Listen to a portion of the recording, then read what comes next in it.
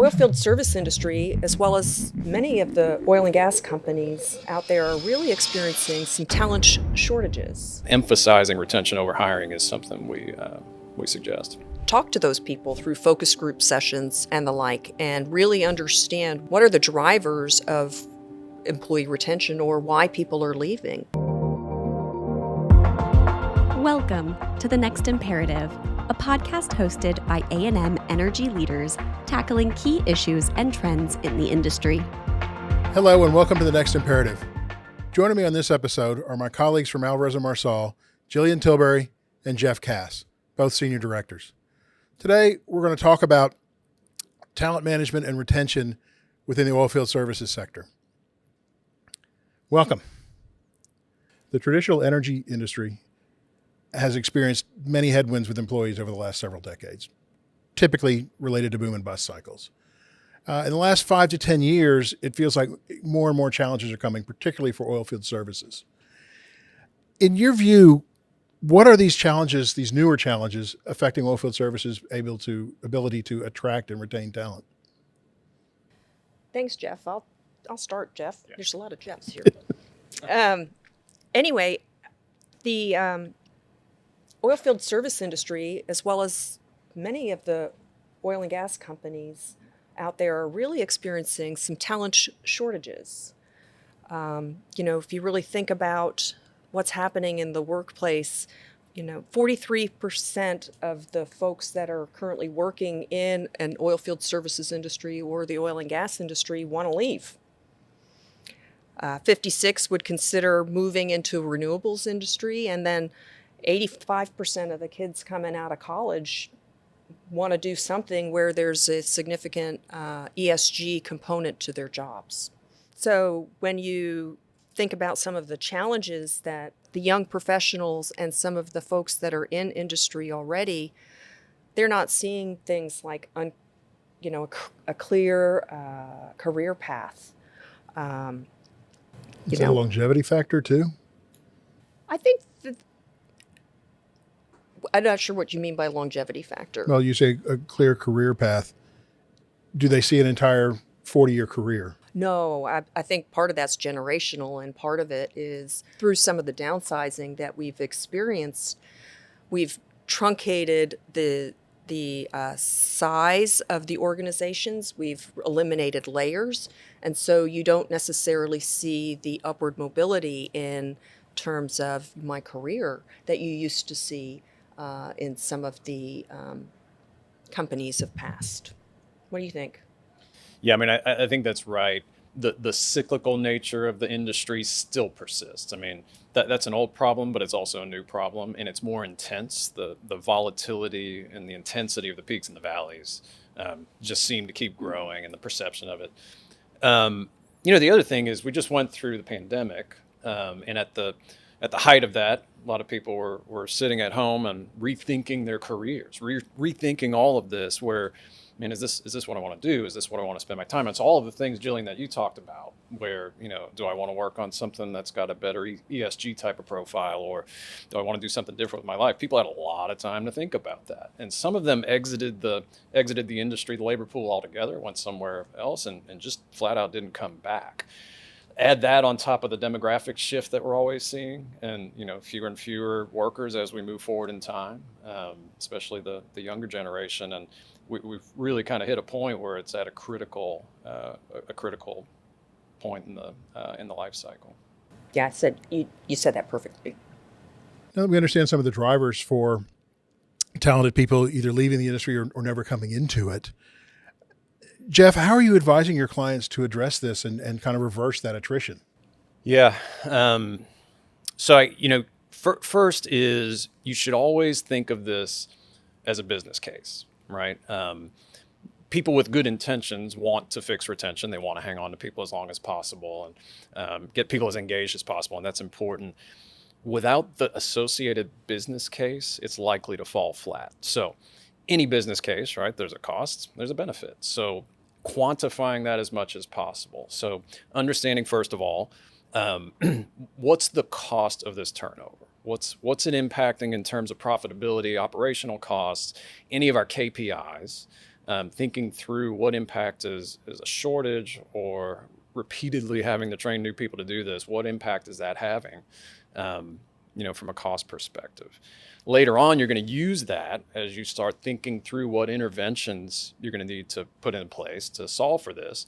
And now I can compare the cost of the problem with the cost of the solution, right? So having that up front and understanding what that is critical. And Gillian, what are you thinking in terms of what some of those cost components are? Well, I think that there's the obvious ones, like what does it cost to go out and hire a new person, right? Those things seem to be very quantifiable, and they get more and more expensive the longer there is a vacancy in the organization. And then there's some of the indirect costs that may be a little less easy to quantify, which may be the time of all the hiring managers spend in terms of hiring and doing all of the interviews, and then the onboarding processes and buying new equipment for new employees and the like. But the biggest piece of the costs, or you could say lost revenue opportunity, is in the operations itself, which may be safety performance, it may be additional sources of waste in the processes that are ongoing. Those are the bigger costs. In fact, we think about it, it can be upwards of 20% in total of the total EBITDA that you may be experiencing as a lost opportunity for not being able to retain your workforce. Yeah, you'll have the equipment, you'll have everything else you need, but without the crews to run, it's missed revenue, it's missed EBITDA, and then the safety issue as well. There's the human toll of it, but then there's the economic toll of it. Consistently see high turnover results in higher safety issues. I've always thought of talent retention programs as a cost, but if I'm hearing you guys right, it's also an opportunity to enhance margins. And is this something you're starting to see understood throughout the commercial side of the business, or is it still kind of restrictive to human resources groups? Yeah, the operational side of the house is really starting to get it. HR has been dealing with this for years, and that's part of our thinking around this is both an operational issue as well as a talent issue, an HR issue. But the understanding of that, the impact that it has on KPIs, that it has on EBITDA, it's starting to really appear in people's minds on the operational side of the house. Strong examples of it, we've done some of these where it'll be a 4,000 person workforce, even relatively small, where there's a significant level of turnover. It can be 50, 60, 70, $100 million annual EBITDA improvement opportunity in a small example like that. And that's recurring annually. So if you could fix that, imagine the overall cumulative effect of what you could impact with that. Yeah, absolutely. Could be a real differentiator. Another point of view is a lot of times you're asking how do companies think about this, or how could they think about it? A lot of times companies will come at it from a hiring perspective, meaning, well, okay, I've got this shortage. The easiest way to fix this is to try to deal with, go find new candidates, go find more candidates and fill the hole. And if you don't fix the hole in the bottom of the bucket, filling the top of the bucket's not going to help you a whole lot. So much easier, it seems harder, but much easier to try to control for the retention side versus the hiring side. You've got to find typically 3, 4, 5 candidates to put into the pipeline to end up with one hire, right? So whether that's because you didn't find candidates you liked, or the candidates self-select out of the hiring process during the hiring phase, but one way or the other, if I could just keep what I have or keep substantially more, you're going to make improvements, especially from an EBITDA and a KPI standpoint, versus trying to solve it through hiring. Certainly got to get the hiring piece right, got to get cycle time down, got to get high quality candidates. Not suggesting that you shouldn't, but emphasizing retention over hiring is something we suggest. Yeah, and you combine that, I think, with the fact that in some cases, it can take a year to hire the right leader of maybe that's one of your manufacturing facilities. It may take a year to hire the right person who's going to drive those changes. So in the meantime, that group is left, struggling. And think about the amount of time and energy it takes just to find that leader. It's a big cost. But if you can keep them, find the right people and keep them, it's much easier. Concerted effort on both sides. Yeah, I mean, sometimes even on the hiring side, we'll see companies that have gotten really good at the hiring effort. And the bad behavior that sometimes creates is then the operational folks or others say, well, it's not a big deal. People are going to leave. I'll find another one. They'll supply me a new candidate relatively quickly. So solving for both is a big deal. Yep, absolutely. Another one that we like to think about is employee value proposition. Okay, so or think of it as the employee deal. Lately, when we hear those terms, we think of something that's branded on the website. It's what collateral's out there that might look attractive on a website when we're trying to attract new candidates. But really, employee value proposition are all of the factors that it takes to retain and hire, and then engage. Right. So it's the lenses that we suggest people think through. First of all, what's important to my employees, right? To the people I'm trying to either hire or retain, what's most important to them? Second, can we deliver on it? So if I come out and I tell you that the things we're going to do really well are X, Y, Z, and then I fall flat on delivering that to you as an employee and you don't get it, it's not going to work. Third, if it's a differentiator, something that's different than my competitor in the labor market, that really is what's going to help. And in the absence of that differentiated, important, and well-delivered employee value proposition or employee deal, you typically have to pay your way out of that problem. And that's where the fixed costs really start to accelerate. And you can impact that to an extent if you've got a solid employee value proposition.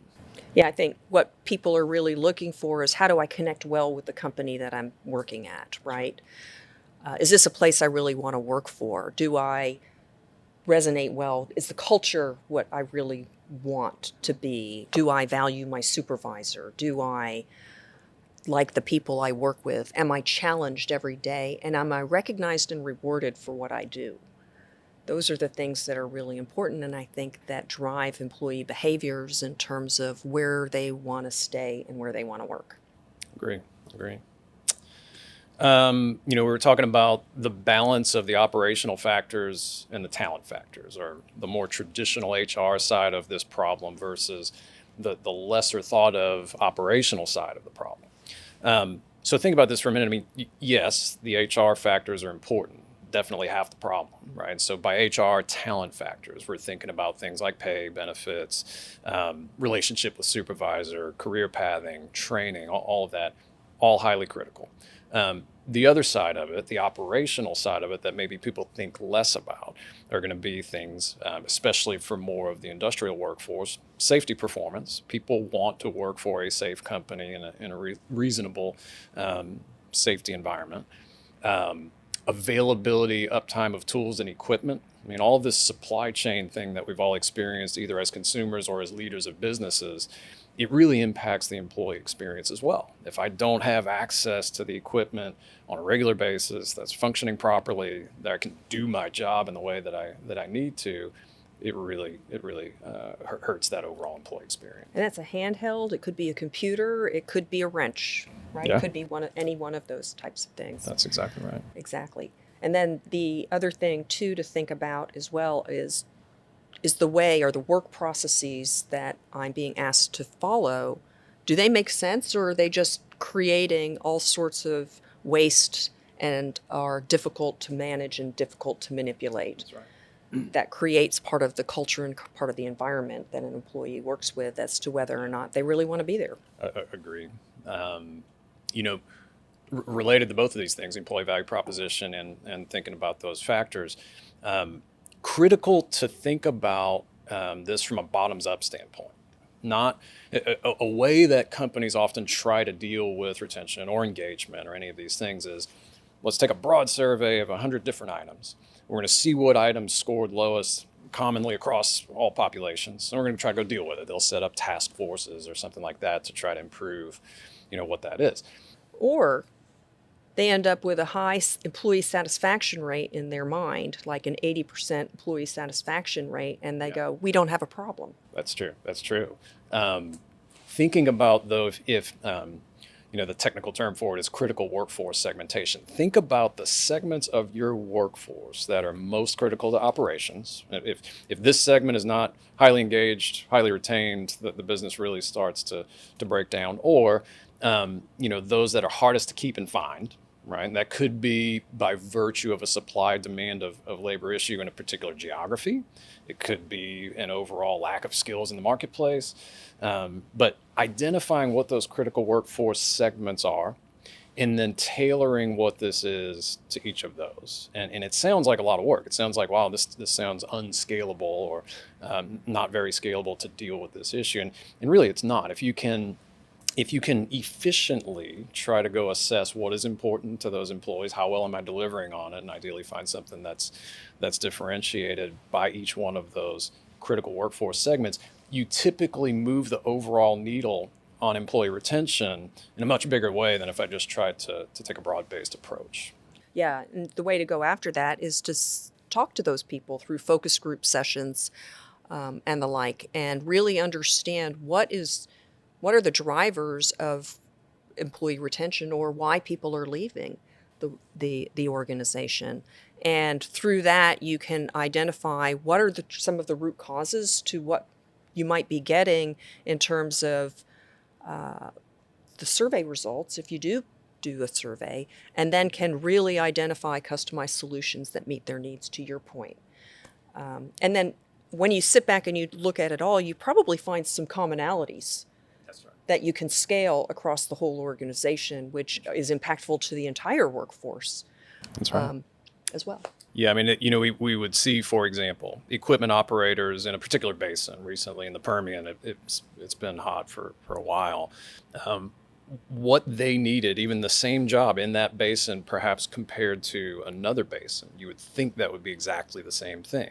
And what we would find through these types of efforts is it's not. The prioritization of, call it the top 5 things that you got to get right for each of those populations may be quite different. We'll also see companies say, look, if there's 5 things that I've got to fix to get retention right for this particular workforce segment, well, I'll go ahead and put the money and the investment and the time in on maybe 1 or 2 of them, and that'll get me 40% of the benefit. Doesn't work that way. You've got to really solve for those 4 or 5 most critical factors, and you got to tack them all. It's the overall employee experience that's important to them, and getting each piece of that right. Again, it sounds cumbersome, sounds difficult to do, to implement, costly, and typically it's not. Typically it's identifying what those right ones are and simultaneously getting after all 5 or 4 or 5 of those most critical factors. I think, too, one of the things that gets overlooked when you're looking at that is if you really think about most employees value their supervisor relationship. And we don't often do a good job of helping the supervisors implement the changes that you're asking them to implement. How do we support them so that they can make sure that they are supporting the workforce and their employees? Agree. I mean, the other thing, I don't know what your thoughts are on this, but the difference between call it the white collar workforce is after versus what the blue collar workforce is after. Sometimes there are things that are very different for each of those. Safety performance, the work environment, those things become really important to the blue collar side. You'll see a higher emphasis on ESG, purpose, all that on the white collar side. But like you said, I mean, this is what sparked what you just mentioned. The commonality across both is can't get relationship with supervisor wrong and can't be severely under market on pay. Don't have to be at the top of the market. Don't have to have the best supervisor in the world. But if you're underperforming on those 2, the money you spend on anything else in the full suite of the employee value proposition can be wasted because those 2 hurdles are the first 2 things people think about. You're right on. I agree 100%. What are the key pieces of advice that you'd want to make sure a listening CHRO or COO would take away from this conversation? I think first and foremost, we all need to come to the realization that it's not just an HR issue, it's an operational issue and should be jointly owned by the COO and CHRO. First and foremost. Issue and opportunity. Issue and opportunity, agreed. So many of the drivers that are forcing attrition, many of the drivers that are attributable to employee attrition are operational related issues, not just your HR policies and practices and compensation.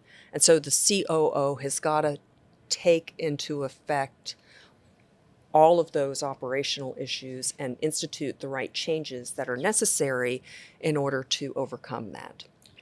Yeah, I agree.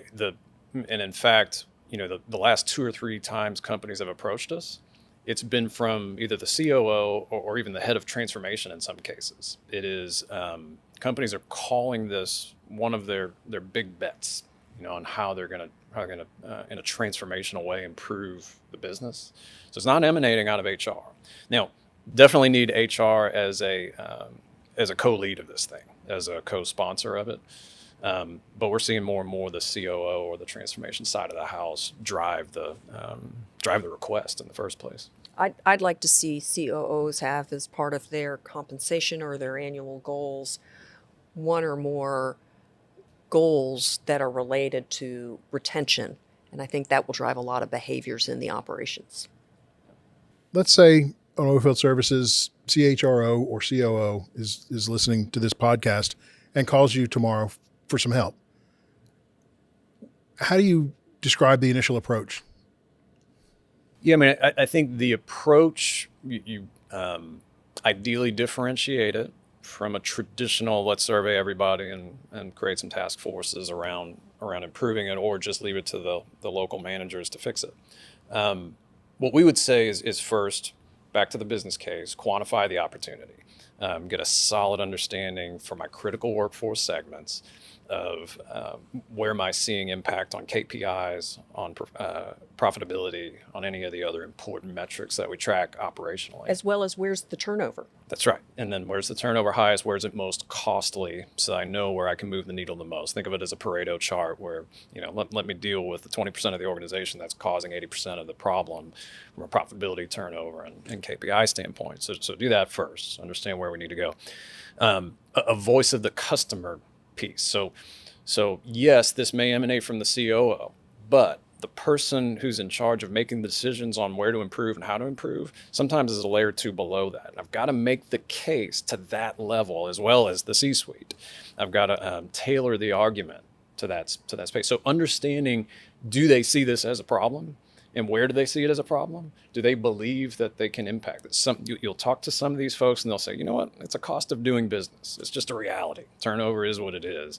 And if I can't influence or compel that group to fix it, it's going to fall flat. So get their voice, understand what needs to go in the business case to influence that set of stakeholders. They're the ones who are going to have to lead it anyway. That's exactly right. And if they're not engaged and on board, right, they'll listen and they'll play along, but then it won't happen. Any analytics you can do. These days, a lot of times companies will have some decent in-house data around some of this stuff. So what's the impact of supervisor span of control, supervisor quality? What's the impact of pay, uptake on benefits? What's that doing historically in my own company on whether or not people stay? So that's one to try. Certainly do a survey, but keep it brief. Also measure what's important, not just how well we're doing. Okay, so critical factors that go in there, and then immediately following up on that, doing focus groups, whether they're virtual or in person, some form of focus groups to get the nuance that you're not going to get out of a survey. You've got some good experience seeing this with focus groups as well. How important that is. What you actually find out is the reason people are leaving is, as we've said before, it's not around a pay issue or I don't like my benefits or I'm working too hard. And from an overtime perspective, if you're in the field, it's around work process. It's around not having the right tools. It's around not having the right technologies to enable my job. Yeah, and you may not have asked that in a survey, may not have come out, but exactly like that, I recall focus groups where we would, for example, have someone say, look, there's this balance between the tension on the operational metric side. And so I as somebody out in the field, have my efficiency metrics and all of my targets that I got to meet each day. Plus, I've got to meet my safety metrics, and there's this tension between the two. And people were getting really frustrated because they had very tough goals to meet each day, plus very tough safety standards to meet, and they'd fall out. Wouldn't have surfaced that in a survey, wouldn't have surfaced that in a traditional format had you not done a focus group and gotten to that level of nuance. So we think the focus group piece, again, either virtually or in person, is really important. And the people who are participating in those focus groups often have really good ideas on how to solve it. That's true. That's absolutely right. That's right. And then lastly, now you get to pull all this together, all these sources. You know what business case you've got to create. You know what audiences need to hear it and what needs to go in it to influence those audiences.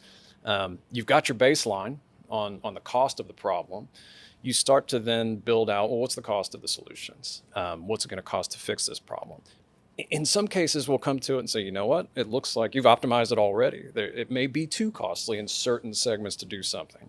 Almost always, though, we can find some solutions where it's more beneficial to address the problem. But coming up with bespoke, customized solutions by these critical workforce segments, prioritizing those out, getting the 4 or 5 things right, coming up with an action plan to fix it, and as quickly as possible implementing those in a customized way is really important.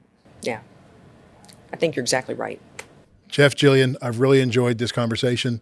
Learned a lot. I think our audience will too. Thank you so much for your time. Thanks. Yeah, thanks for having us. And to our audience, thanks for listening. We hope you've enjoyed this episode as much as we did, and we look forward to seeing you on another episode soon. Thank you for listening. Make sure to subscribe to The Next Imperative so you never miss a new episode. Also, visit our website at alvarezandmarsal.com to learn more and to connect with us.